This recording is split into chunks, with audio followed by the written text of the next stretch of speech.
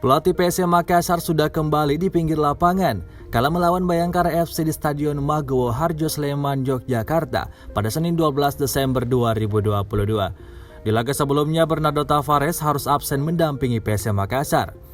Pelatih asal Portugal ini menjalani sanksi usai mendapat 2 kartu kuning. Kartu kuning didapat Tavares kala menjamu Arema FC dan Persikabo.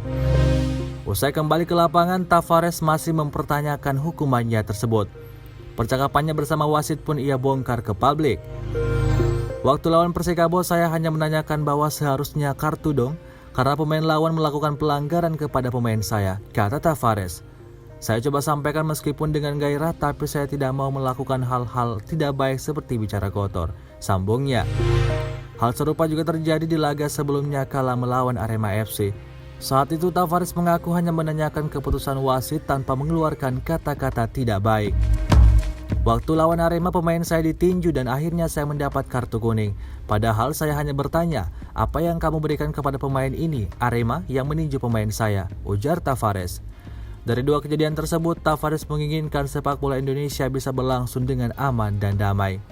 Kini, Tavares masih disibukkan dengan meracik strategi agar PSM Makassar bisa tetap berada di jalur kemenangan dan papan atas klasemen sementara.